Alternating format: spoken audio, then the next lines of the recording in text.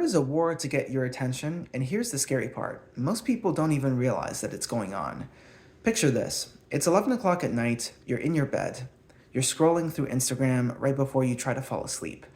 However, you scroll so unattentively that half an hour passes, 2 hour passes, and then it's already 1 a.m. in the morning, and then you're like, dang it, I have to get up to work in a couple of hours. What do I do? So you take that experience of doom scrolling, and then whenever you go to on your morning commute, or if you work from home or whatever, take a look at all the people around you that are on their phones consuming content just endlessly, just to pass the time in the morning because they're tired or whatever. And you realize that it's psychosomatic of a problem that a lot of people and society as a whole face, like right now, where most people just consume content endlessly and they don't create content instead. And so there's an old expression where I think, therefore I am. And so my interpretation of that with the problem that I'm describing today is you scroll, therefore you are. And it's kind of clever because it's a play on what's going on right now, where people spend a lot of time just scrolling on social media, as an example. Lord knows that social media is designed to keep your attention as much as possible. That's how the algorithm works. That's how they design all those ads to make money off of you while you just scroll through a bunch of, reels at night or during the day. And it makes you wonder where society is going as a whole if you don't recognize that. And most people are okay with consuming a bunch of endless content for cheap entertainment. But there are noticeable downsides to having an entire generation worth of people who grew up on their phones mindlessly scrolling just for content, for the sake of content. So the first is a shorter attention span. I noticed that I have this problem in particular. I'm no saint by any means. My attention span has gotten so short sometimes that I find it very hard to focus on a given task beyond, let's say, 25 minutes. I use the Palmera method, I think it's called, where like you work for 25 minutes and then you take a 5 minute break.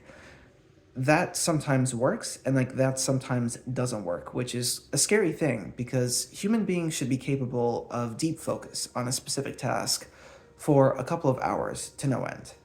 And so with the cheap dopamine hit that your brain gets over time, you also notice that you're tired, at the end of the day if you've been staring at a screen. I mean, that also with your eyes tiring, but your brain is essentially fried out with all the cheap dopamine that you get by scrolling through all this Instagram or this TikTok or whatever you use.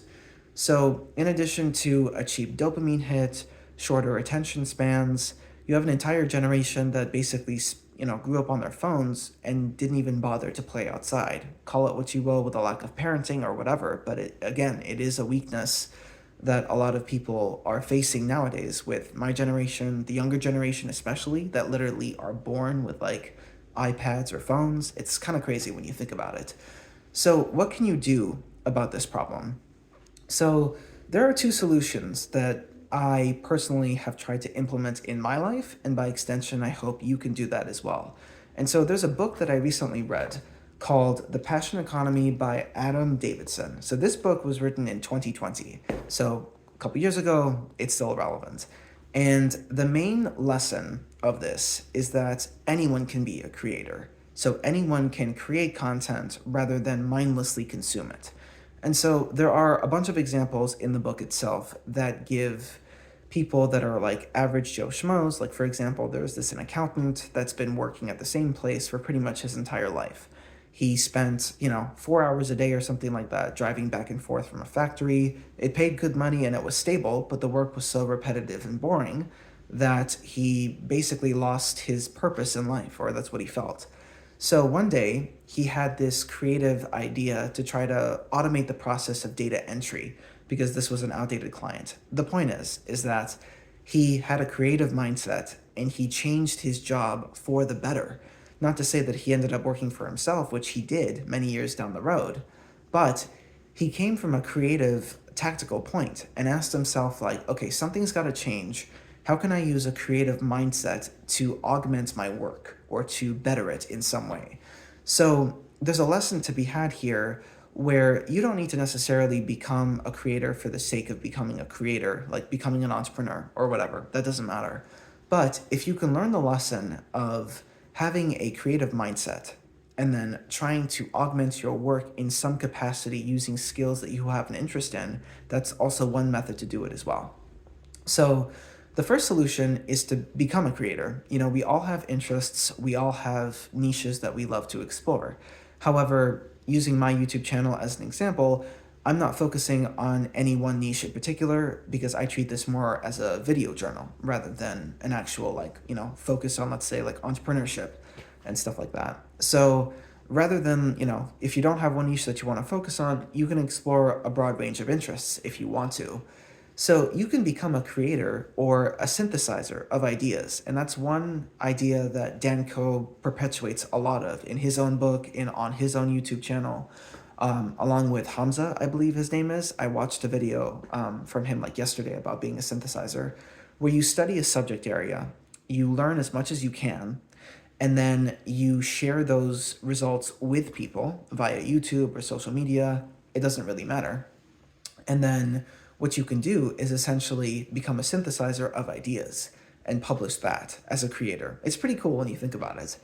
The second solution is to do a social media audit. And what I mean by that is I did one quite recently for my YouTube, for my Instagram, for my TikTok, and basically go through all of the accounts that you follow and classify them into two bins: ones that provide some sort of value to you, and then ones that don't provide any value to you via cheap entertainment, etc., with the cheap dopamine hits that you get. And so once you do your social media audit, unfollow all of the accounts that don't provide any educational value and just follow the ones that do. And you would be amazed at how much your life can change. Not overnight, but like over a long period of time. When you just consume educational content beyond like memes and like all of the cheap dopamine hits that are available nowadays, you'd be surprised at how your mindset can shift over time, which is pretty interesting. So those are the two solutions. You can be a creator slash synthesizer of your own niche slash wide set of interests, or if you don't want to put in the work to become a creator, and let's be honest, not a lot of people do because it requires a large amount of time. The payoffs are not immediate, same like starting a YouTube channel, you know what I mean? It's the same principle, or starting on Instagram. So conduct a social media audit and just filter out the accounts that don't provide you value, and then follow the ones that do. Take those lessons, find a problem in your life that you want to solve that problem using that skill, keep learning that skill to refine it over time, and then teach that to others. Those are the two ways to essentially make it in the creator economy, using the book example that I gave earlier of The Passion Economy by Adam Davidson. That's the title. So hope that helps. Stay tuned for more YouTube videos as I film them, as I get more ideas and stuff like that. Thank you all for watching.